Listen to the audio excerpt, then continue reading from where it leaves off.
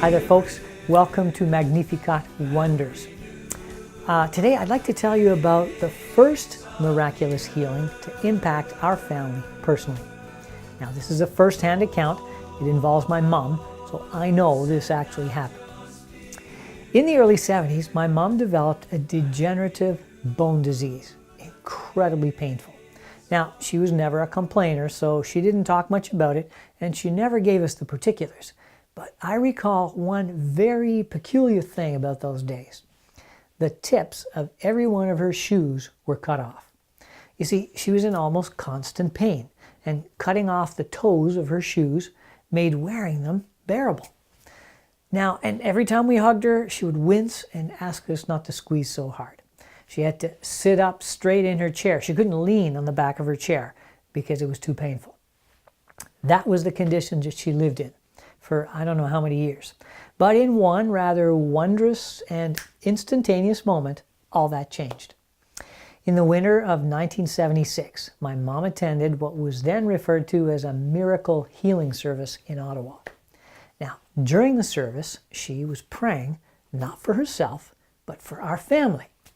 And as she prayed, she was given this incredible grace, something that she wasn't expecting or looking for or asking for. She saw Jesus crucified right before her eyes. Now, this wasn't just an image in her mind as she was praying. Her eyes were open and she saw Jesus. She described her experience as being so vivid that she felt like literally she was at the foot of the cross. And I remember her describing one of the most amazing things is that she could smell the blood mixed with his perspiration. That's how vivid and how real her experience was.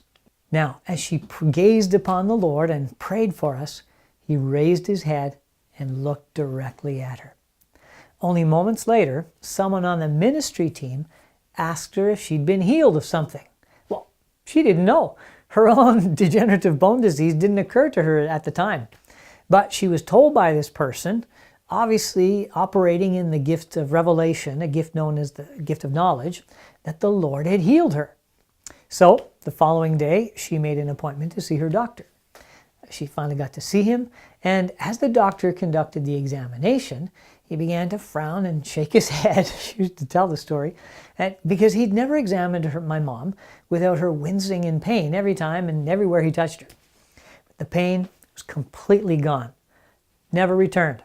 Doctor didn't know what to make of that.